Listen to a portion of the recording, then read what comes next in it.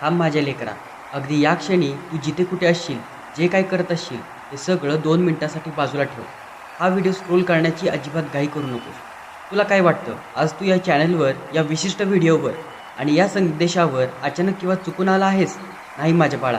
या विस्तीर्ण विश्वात जेथे झाडाचं एक पानही माझ्याशिवाय हलत नाही, तिथे आज तुझा माझा हा संवाद घडून येणे हा एक पूर्वनियोजित देवी संकेत आहे. स्वतः स्वामी समर्थांना असं वाटते की आज तू हा मेसेज पूर्ण ऐकावा. तू खूप दिवसांपासून मनामध्ये एक वादळ घेऊन जगत आहेस. बाहेरून हसणारा तुझा चेहरा आणि आतून अश्रू गळणारं तुझं मन हे जगाला दिसत नसलं तरी मला स्पष्ट दिसत आहे. आज स्वामी तुला तुझ्या आयुष्यातून सर्व प्रकारचा मनस्ताप, आजारपण आणि अपयश दूर करण्यासाठी 4 अशा महागोष्टी सांगणार आहेत, ज्या ऐकल्यानंतर उद्याची सकाळ तुझ्या आयुष्यात एक नवा चमत्कार घेऊन येईल. पण लक्षात ठेवा, यातील तिसरी गोष्ट आणि चौथी गोष्ट अशी आहे जी माणसाच्या नशिबाची रेखा एका रात्रीत बदलू शकते. जर तू घाईघाईत हा व्हिडिओ अर्ध्यावर सोडलास तर तुझ्या आयुष्यात येणारा सर्वात मोठा आशेचा किरण तू स्वतःच्या हाताने गमावून बसशील. जर तुझा माझ्या शब्दांवर आणि स्वामींच्या अस्तित्वावर पूर्ण विश्वास असेल तर याच सेकंदाला पूर्ण श्रद्धेने कमेंट बॉक्समध्ये श्री स्वामी समर्थ, माझा तुमच्यावर विश्वास आहे असं नक्की टाईप करा. व्हिडिओला लाईक करा आणि चॅनलला सबस्क्राईब करा, कारण तुझी ही छोटीशी श्रद्धा तुझ्या आयुष्यात काय चमत्कार घडवणार आहे आणि हे तुला या संदेशाच्या शेवटी नक्की समजेल. माझ्या लाडक्या लेकरा, तू अलीकडे स्वतःला खूप कमजोर समजू लागला आहेस. अनेक प्रयत्नांनंतरही पदरी पडणारे अपयश, लोकांनी तुझ्या क्षमतेवर घेतलेले संशय आणि स्वतःच्याच नजरेत कमी होण्याची ही भावना, यामुळे तू आतून पूर्णपणे खचून गेला आहेस. तुला वाटते की आता सगळे मार्ग बंद झाले आहेत, पण स्वामी म्हणतात, थांब बाळा. अपयश हा तुझ्या प्रवासाचा शेवट नाही, तर तो एका मोठ्या यशाचा पाया आहे. जेव्हा एखादा पक्षी उडण्याची तयारी करतो तेव्हा त्याला सुरुवातीला हवेच्या प्रवाहाचा प्रचंड विरोध सहन करावा लागतो. हा विरोध त्याला खाली पाडण्यासाठी नसतो, तर त्याचे पंख अधिक मजबूत करण्यासाठी असतो. तुझा प्रामाणिकपणा, तुझं मन साफ ही तुझी कमजोरी नाही. लोकांनी तुला फसवले कारण त्यांचे मन छोटे होते. आज जर तू शून्यावर असतील तर घाबरू नकोस. शून्यातूनच विश्वास आणि विश्वाची निर्मिती होते. उठ, डोळे पुस आणि विश्वास ठेव. जोपर्यंत मी तुझ्या पाठीशी आहे तोपर्यंत या जगात तुला कायमची हरवणारी कोणती शक्ती आतापर्यंत निर्माण झाली नाही. तू नेहमी शांत बसून रात्रीच्या अंधारात विचार करतोस की माझ्या वाट्याला इतके दुःख का? मी कधी कोणाचे वाईट केले नाही, कोणाचा हक्क हिरावून घेतला नाही, तरीही माझ्याच आयुष्यात अडचणीचे डोंगर का उभे राहतात? एक गोष्ट आज कान उघडून ऐक. कठीण काळ हा तुला नष्ट करण्यासाठी येत नाही, तर तुझ्या आत लपलेली खरी ताकद तुला दाखवून देण्यासाठी येतो. जेव्हा सोन्याला आभूषणाचा सुंदर आकार द्यायचा असतो तेव्हा त्याला आधी भट्टीत प्रचंड तापावे लागते, त्याच्या हातोड्यावर घाव घालावे लागतात. तसेच देव तुला एक अत्यंत मोठ्या यशासाठी, एका सुंदर भविष्यासाठी तयार करत आहे. म्हणूनच सध्या तुझी ही अग्निपरीक्षा सुरू आहे. स्वामी म्हणतात, माझ्या लेकरा, संयमाची वेळ आता संपत आली आहे. मी तुझ्या नशिबाचे चक्र फिरवायला सुरुवात केली आहे. पण हे चक्र कसे फिरेल ते समजण्यासाठी स्वामींनी सांगितलेली कर्माची पहिली गोष्ट तुला नीट समजावून घ्यावी लागेल. आज हा मेसेज ऐकणाऱ्या माझ्या अनेक लेकरांना कोणत्या ना कोणत्या आजारपणाने ग्रासले आहेत. शारीरिक व्याधी, सततची औषधोपचार, डॉक्टरांच्या फेऱ्या आणि मी कधी बरा होणार याची भीती, या सगळ्यामुळे तुम्ही शरीरानेच नाही तर मनानेही खचून गेला आहात. वेदनेच्या रात्री किती मोठ्या असतात हे मला ठाऊक आहे, पण स्वामी सांगतात, हे शरीर केवळ एक वस्त्र आहे. तुझा आत्मा तर अमर आहे बाळा आणि शक्तीचा मोठा स्रोत आहे. रागापेक्षा रोगाच्या भीतीने माणूस जास्त खचून जातो. आजारपणाला घाबरू नकोस. औषध घेताना ते केवळ रसायन म्हणून घेऊ नकोस, तर हा स्वामींचा अंगार आहे आणि याने मी पूर्णपणे बरा होणार आहे या भावाने घे. तुझ्या शरीरातील अनेक पेशीमध्ये पुन्हा एकदा नवीन ऊर्जेचा संसार होणार आहे. कठीण आजारातूनही लोक बरे होतात, कारण त्यांच्याकडे जगण्याची इच्छा आणि ईश्वरावर अथांग विश्वास असतो. स्वामींचा अभयहस्त तुझ्या पाठीवर आहे. लवकरच तुझ्या आरोग्यात असा सुधारणा होईल की डॉक्टरांनाही आश्चर्य वाटेल की धीर धर, तुझी ही वेदना कायमची नाही. सध्या तुझ्या घरात विनाकारण कटकटी होत आहेत. नात्यांमध्ये तणाव निर्माण झाला आहे. तू सगळ्यांना समजून घेण्याचा प्रयत्न करतोस बाळा, पण तुला कोणीच समजून घेत नाही. हीच तुझी सर्वात मोठी खंत आहे ना?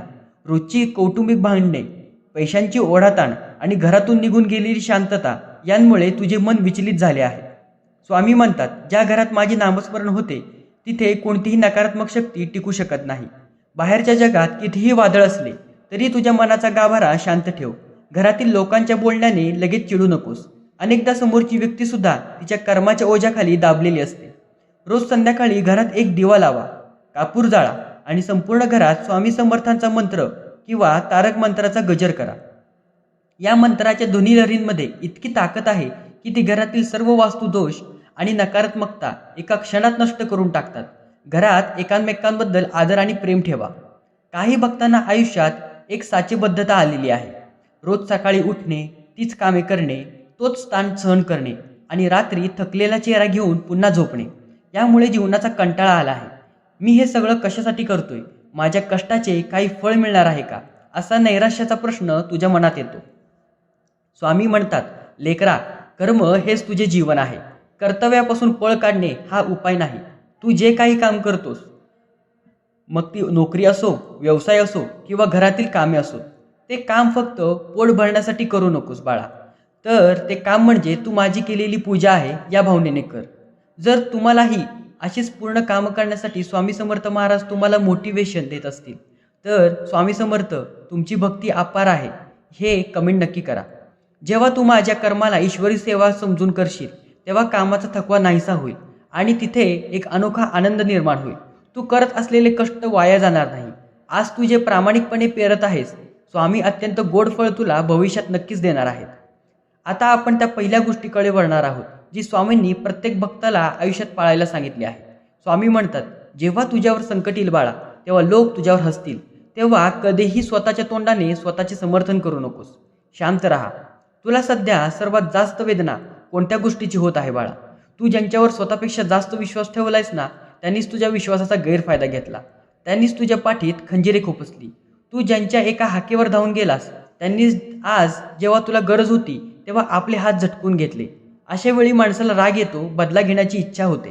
पण स्वामी सांगतात, बदला घेणारा माणूस कमजोर असतो, माफ करणारा अधिक मजबूत असतो. पण जे काही घडले ते देवावर सोडून शांत राहणारा माणूस सर्वात बुद्धिमान असतो. कर्माचा सिद्धांत अतिशय अचूक आणि भयानक आहे. या जगात ज्याने जे पेरले आहे त्याला त्याचीच कापणी करावी लागेल. तू फक्त शांत राहा, तुझे कर्म शुद्ध ठेव. सध्या तुझ्या परिस्थितीचे चित्र मला माहिती आहे. कदाचित तुझ्या डोक्यावर खूप कर्जाचा डोंगर आहे.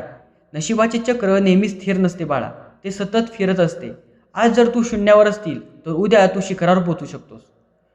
स्वामींनी सांगितलेली दुसरी गोष्ट म्हणजे जेव्हा तुझ्याकडे पैसा आणि वैभव येईल तेव्हा तुझा पाय जमिनीवरच ठेव. अहंकाराचा एक छोटासा कण सुद्धा संपत्तीचा नाश करू शकतो. बऱ्याचदा काय होते, जेव्हा माणसाचे दिवस बदलतात तेव्हा तो जुने दिवस विसरून जातो.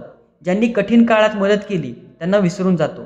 स्वामी म्हणतात, पैसा आज आहे तर उद्या नाही, पण तुझा स्वभाव आणि तुझी नम्रता हीच तुझी खरी ओळख आहे.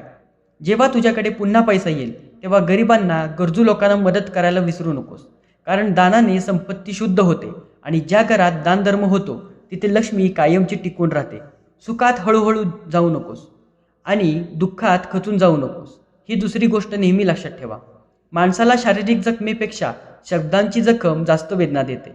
जेव्हा आपलेच लोक टोमणे मारतात तेव्हा नातेवाईक आपल्या गरिबीची किंवा अपयशाची चेष्टा करतात, तेव्हा ती वेदना काळजाला आरपार चिरून जाते बाळा. लोकांनी तुला नावे ठेवली, तुझा अपमान केला, हीच तुझी खंत आहे ना?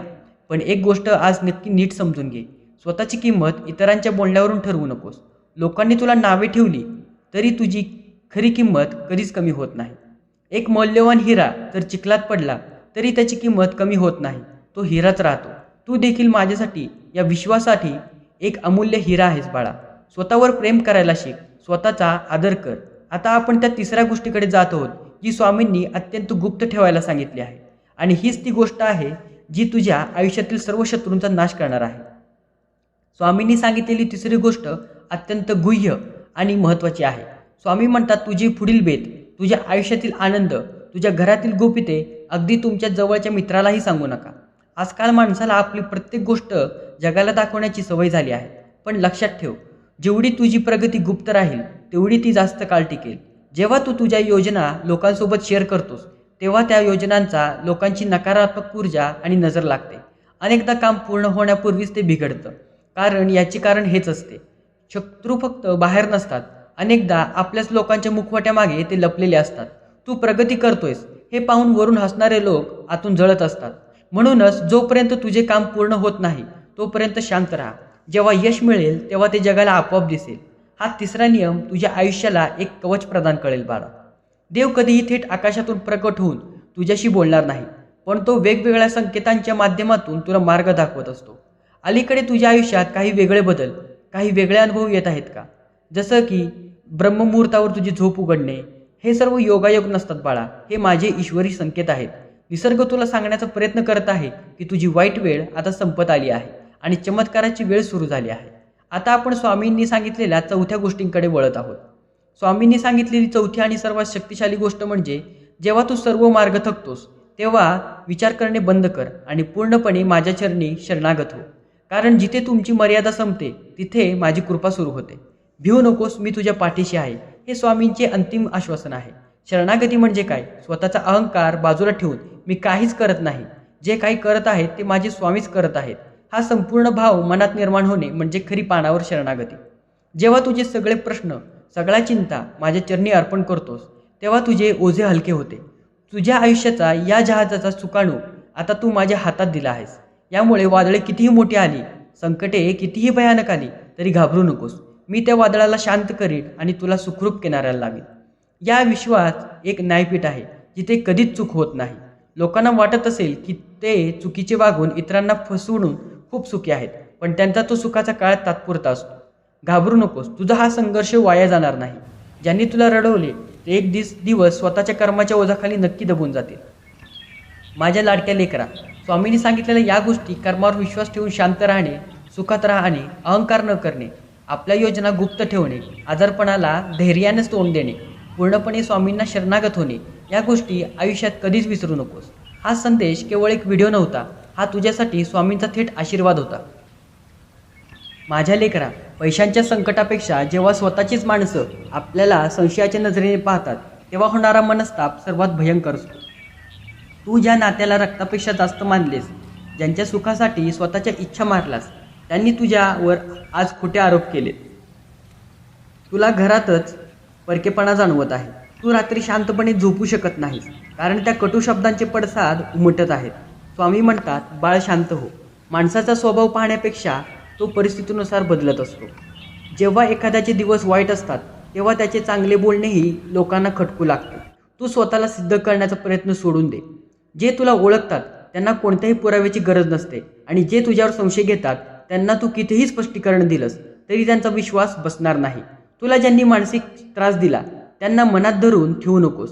त्यांचा राग करून तू स्वतःचे रक्त आटवत आहेस. स्वामी सांगतात, त्यांना त्यांच्या कर्मावर सोडून दे आणि मनातून मुक्त कर. क्षमा करणे ही कमजोरी माणसाची लक्षणे नाहीत, तर तो एक मोठ्या मनाचा आशीर्वाद असतो. जेव्हा तू त्यांना मनातून काढून टाकशील तेव्हा तुझ्या मनाला अशी शांतता लाभेल ज्या जगातील कोणतीही संपत्ती तुला देऊ शकत नाही. काही भक्तांच्या आयुष्यात अलीकडे असे काही घडले आहे की ज्यांना कधी स्वप्नातही कल्पना केली नव्हती. अचानक आलेले एखादे मोठे संकट, एखादी दुर्घटना, कोर्ट कचेरीची पायरी चढण्याची आलेली वेळ किंवा अचानक झालेले मोठे आर्थिक नुकसान, यामुळे पूर्ण कुटुंब हादरून गेले आहे. आता आम्ही यातून कधी बाहेर पडू शकणार नाही का, अशी भीती तुमच्या मनाला खात आहे. पण स्वामींचे हे शब्द आज तुमच्या काळजावर कोरून ठेवा. ज्या जहाजांना कप्तान मी स्वतः केले आहे ते जहाज महासागरातील कितीही मोठ्या वादळात सापडले तरी कधीही बुडू शकत नाही. आठवून बघा, यापूर्वीही तुमच्या आयुष्यात असे प्रसंग आले होते जेव्हा तुम्हाला वाटले होते की आता सगळे संपलं आहे, पण अदृश्यपणे कोणीतरी तुमचा हात धरला आणि तुम्हाला बाहेर काढले. तो हात दुसऱ्या कोणाचा नव्हता बाळा, तर तो स्वतः स्वामींचाच होता. संकट कितीही मोठे आले तरी घाबरू नका. संकट जितके मोठे तितकीच स्वामींची कृपा मोठी असते. ते संकट तुम्हाला सोपवण्यासाठी आलेले नाही, तर तुमच्या आयुष्यातील जुनी आणि कुजलेली नाती, वाईट गोष्टी दूर करून नवीन सुरुवात करण्यासाठी आले आहे. स्वामींचा अंगारा कपाळावर लावा आणि म्हणा, स्वामी माझ्या पाठीशी आहेत, मला कोणाचीही भीती नाही. तर कमेंटमध्ये नक्की लिहा, स्वामी माझ्या पाठीशी आहेत, मला कोणाचीही भीती नाही. या जगात सर्वात मोठे दुःख कोणते आहे माहीत आहे का तुम्हाला? गर्दीत असूनही स्वतःला एकटे समजणे. तुझ्या अवतीभोवती मित्र आहेत, नातेवाईक आहेत, कुटुंब आहेत, पण तरीही तुझ्या मनातल्या भावना, तुझ्या वेदना समजून घेणारे कोणीच नाही. तुला अनेकदा असे वाटते की तू या जगात पूर्णपणे एकटा आहेस आणि तुझ्या सुखादुःखाशी कोणालाच काही घेणे देणे नाही. स्वामी म्हणतात, वेडा लेकरा, तू एकटा कसा असू शकतोस? ज्याने या संपूर्ण सृष्टीची निर्मिती केली तो तुझा पिता अहोरात्र तुझ्या रक्षणार्थ उभा आहे. जेव्हा जग तुझ्याकडे पाठ फिरवते तेव्हाच माझे दोन्ही हात तुला कवेत घेण्यासाठी पुढे सरसावतात. माणसांवर आवाजावे विश्वास ठेवणं बंद कर. माणसे गरजेनुसार बदलतात, पण देव श्रद्धेनुसार धावून येतो. हा एकाकीपणा तुला स्वतःचा शोध घेण्यासाठी मिळाला आहे. या शांततेचा वापर माझ्या नामस्मरणासाठी कर. जेव्हा तू डोळे बंद करून मनातून मला हाक मारशील तेव्हा तुला तुझ्या सभोवताल एका दैवी प्रकाशाचा आणि ऊर्जेचा अनुभव येईल. तू कधीच एकटा नव्हतास बाळा आणि कधीच एकटा राहणार नाहीस. कारण भिवू नकोस, मी तुझ्या पाठीशी आहे. हे माझे अभयवचन सत्य आहे, नेहमी लक्षात ठेव. आता तुझ्या डोळ्यातील अश्रू पुसून टाक. चेहऱ्यावर एक अत्यंत सुंदर तेजस्वी हसू आण.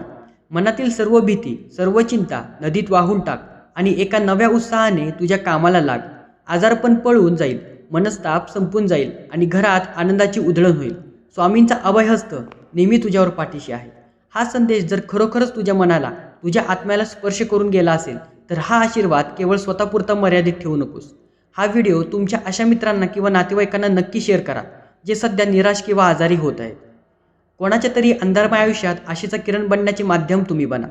जाता जाता पूर्ण भक्तिभावाने दोन्ही हात जोडून कमेंट बॉक्समध्ये श्री स्वामी समर्थ महाराज की जय नक्की लिहा. व्हिडिओला लाईक करा, चॅनलला नक्की सबस्क्राईब करा आणि बेल आयकॉन दाबायला विसरू नका. संतोषी रहा, सुखी रहा, निर्भय रहा. श्री स्वामी समर्थ. जय जय स्वामी समर्थ. पुन्हा भेटूया अशाच आपण एका मोटिवेशनल व्हिडिओमध्ये. तोपर्यंत विसरू नका चॅनलला सबस्क्राईब करायला.